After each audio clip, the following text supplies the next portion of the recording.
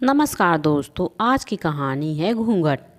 शादीशुदा मर्दों के लिए बड़ी सीख। हेमलता अपनी ननद रीतू के घर उसके बच्चे के जन्मदिन की पार्टी में गई थी और जैसी ही वह और उसके बच्चे घर में आते हैं, दरवाज़ा खोलते ही सुनील ने अपनी पत्नी हेमलता के गालों पर जोरदार 2 थप्पड़ मारा। अचानक पड़े थप्पड़ से हेमलता ज़मीन पर नीचे गिर गई। यह देखकर हेमलता की दोनों बेटियां उसे पकड़कर रोने लगीं।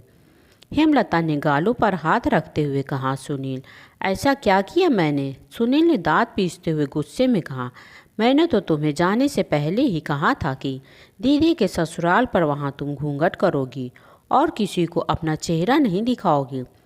और तुमने यह भी सुना था कि मैंने कहा था तुम हमेशा उन लोगों के सामने कुर्सी पर ही नहीं बैठोगी, जमीन पर बैठोगी। जाहिल गवार कहेंगी, जरा भी शर्म नहीं आती। अचानक पड़े थप्पड़ से हेमलता सकपका गई थी। उसकी आंखों में आंसू आ गए। उसे समझ में नहीं आ रहा था कि आखिर उसकी गलती क्या हुई। रोते हुए कांपती आवाज़ में उसने दोबारा कहा, लेकिन मैंने किया क्या? सुनील ने गुस्से में तमतमाते हुए, अच्छा किया क्या? जब उन लोगों ने कहा कि घूंघट क्यों की हो, तो तुमने उन लोगों से कहा कि मैंने तुमसे कहा है घूंघट करने के लिए। और जब मैंने तुमसे कहा कि तुम ज़मीन में बैठना, तो तुम कुर्सी पर चढ़कर कैसे बैठ गई थी? क्या यह सब तुम्हें समझ में नहीं आता? जाहिल गवार कहेंगी। तब हेमलता को ध्यान आया कि वहाँ जब सबको चाय नाश्ता करवा रही थी, तो अचानक उसका सर का पल्लू नीचे गिर जाता है। तब पार्टी में जो लेडीज़ बैठी थी, तो उन्होंने कहा, बहू तुम घूंघट क्यों की हो? अब मैं सर का पल्लू जल्दी से ऊपर रखते हुए कहा, मेरे पति ने कहा है और मैं चाय नाश्ता करते करते कब मैं कुर्सी पर बैठ गई, मुझे ध्यान ही नहीं रहा कि मुझे सुनील ने कहा था कि ज़मीन पर बैठना। हेमलता को सुनील की बातों तो याद थी, लेकिन वहाँ काम धंधे में इतनी बिजी हो गई थी कि उसे ध्यान ही नहीं रहा। क्योंकि हेमलता गांव की रहने वाली थी। गांव की कॉलेज से बीए पास हेमलता की शादी उसके बड़े पापा ने अपनी नज़दीकी मित्र के बेटे सुनील से कर दी, जो एक सरकारी टीचर था। हेमलता के पिता एक किसान थे और माँ एक सामान गृहिणी। हेमलता अपने माता पिता की इकलौती संतान थी। सुनील के घर वाले भी मोटे दहेज की लालच में आकर शादी के लिए तैयार हो गए। रंग रूप सुंदर हेमलता बहुत ही व्यवहारिक और पारिवारिक स्त्री थी। इसके विपरीत सुनील व्यवहारहीन और अहंकारी व्यक्ति था। उसे अपनी सरकारी नौकरी पर बहुत अधिक घमंड था कि उसके आगे वह किसी की कुछ सुनता ही नहीं था। खासकर तो अपनी पत्नी हेमलता की, तो वह हमेशा से अपने पैर की जूती समझता था। उसके लिए पत्नी का मतलब ही सिर्फ उसकी शारीरिक ज़रूरतों को पूरा करना और घर में दबा कर रखना। 6 साल की शादी में ऐसा कोई दिन नहीं था जब सुनील ने हेमलता को उसके पढ़ाई पर तंज न कसा हो या उसके साथ हिंसा न की हो। बात बात पर हेमलता को थप्पड़ मारता तो उसके लिए आम बात हो गई थी। रोज़ रोज़ की मारपीट से हेमलता परेशान हो चुकी थी, लेकिन आज उसने तय किया था कि अब वह चुप नहीं रहेगी। उसने खुद को संभालते हुए आंखों से बहते आंसुओं को पोंछते हुए सुनील से कहा, हाँ, मैं घूंघट करके अब थक गई हूँ। जहाँ भी जाती हूँ वहाँ घूंघट करके जाती हूँ। न किसी को देख पाती हूँ और न किसी को अपना चेहरा कभी दिखाया है। मैं हमेशा से जब से आई हूँ ज़मीन पर ही बैठती थी। मैं किसी के सामने न बोल सकती हूँ, न नज़रें उठाकर देख सकती हूँ। बस एक नौकरानी के जैसे सारा दिन बस काम ही काम करती हूँ। मेरी खुद की कोई अहमियत ही नहीं है, लेकिन इस वजह से मेरा कोई वजूद नहीं है। इस बात को भी मैं नहीं मानती। हेमलता के जवाब को सुनकर सुनील ने फिर हेमलता के बालों को खींचते हुए कहा, अच्छा, बहुत जुबान चलने लगी है तेरी। कान खोलकर सुन ले, 2 कौड़ी की औकात नहीं है तेरी। नहीं, तुम्हारा अपना कोई वजूद है। जिस दिन मैंने तुम्हें छोड़ दिया ना, उस दिन लोगों के घर घर जाकर जूठे बर्तन धुलेगी और झाड़ू पोछा करेगी। तब जाकर मुश्किल से पेट भर पाओगे, लेकिन सम्मान और इज्जत तो भूल ही जाओ, क्योंकि तलाकशुदा स्त्री को समाज में कभी सम्मान नहीं मिलता, समझी? तुम मेरी पत्नी हो एक सरकारी टीचर की, इसलिए लोग तुम्हारी इज्जत करते हैं और यही तुम्हारी पहचान है। 2 साल और 3 साल की बेटियों को गोद में लेकर हेमलता ने कहा, ओह, तो मैं पिछले 6 सालों से धोखे में थी कि तुम मुझसे प्यार करते हो, इसलिए मुझे अपने कंट्रोल में रखते हो। लेकिन यह तो एक धोखा था और एक न एक दिन तुम मेरे प्यार को समझोगे और मैं तुम्हें अपने प्यार से बदल दूंगी, क्योंकि पति पत्नी मिलकर एक दूसरे की पूरक बनते हैं। लेकिन मैं गलत थी, मुझे क्या पता था कि पति में पत्नी के लिए कोई सम्मान ही नहीं है। ठीक है, मैं जा रही हूँ, हमेशा हमेशा के लिए तुम्हारी ज़िंदगी से दूर। अब तुम अपने स्टैंडर्ड की पत्नी ले आना, अपने लिए मैं तलाक पेपर भेज दूंगी।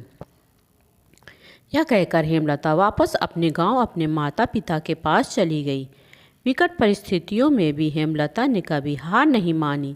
समाज के ताने उल्हाने सहती हेमलता अब सामाजिक कार्यों में जुट गई और अपने कलम की सहायता से डायरी के पन्नों में समेटने लगी।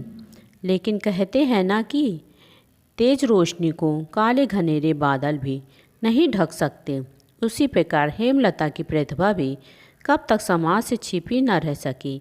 हेमलता को भी प्रसिद्धि मिली। वह अपने गांव की अब 15 साल तक लगातार प्रधान बनी रही। उसकी अच्छे कार्यों की वजह से जब सम्मानित किया गया तो उसका सम्मान सामना सुनील के साथ हुआ तो उसे पुरानी सारी कड़वी बातें याद आ गईं। भीड़ से पूरा सभागृह तालियों से गूंज रहा था। आज हेमलता की उपलब्धियों के सम्मान में आज इस महामहिमा राष्ट्रपति के समाज में महिला और गांव के सुधार एवं महिलाओं के स्वरोजगार पैदा करने के साथ साथ महिलाओं को सशक्त बनाने में हेमलता का बहुत योगदान था। जब हेमलता को राष्ट्रपति द्वारा सम्मानित किया जा रहा था तो सुनील भी हाथ बांधे पीछे लाइन में खड़ा था, नजरें झुकाए। आज समझ में नहीं आ रहा था कि वह जिस गवार को समझता था उसे आज राष्ट्रपति द्वारा सम्मानित किया जाएगा। आज उसे आगे बढ़कर बधाई देने भी संकोच हो रहा था। तभी एक पत्रकार आगे बढ़कर हेमलता से सवाल पूछता है, मैडम, आपके मन में गांव के प्रति सामाजिक सेवा का ख्याल कैसे आया? आप अपनी सफलता का श्रेय किसे देना चाहेंगी? आज यहाँ लोग आपकी ही बातें कर रहे हैं, क्या कभी असफलता का डर नहीं लगा? तब हेमलता ने अब कहा कि नहीं, मुझे अपने गांव में रहकर गांव की देखरेख और व्यवस्था करना और समाज सेविका का काम करना, यह सब कुछ मुझे खुद की परिस्थितियों से ही मैंने सीखा कि कठिन परिस्थितियों में हमें मजबूत बनाते हैं। इसलिए आज मैंने उस व्यक्ति का दिल से आभार व्यक्त करना चाहती हूँ जिसने मुझे अपने जीवन और घर से मुक्त कर अब मेरे स्वाभिमान को जगाया और मुझे गंवार समझा। वह व्यक्ति मेरे जीवन के लिए गुरु हैं, जिनके घाव होने के मेरे अंदर दबे हैं आत्मविश्वास और आत्मसम्मान को जीवन में नई दिशा एवं कुछ कर गुजरने का जुनून जगाया।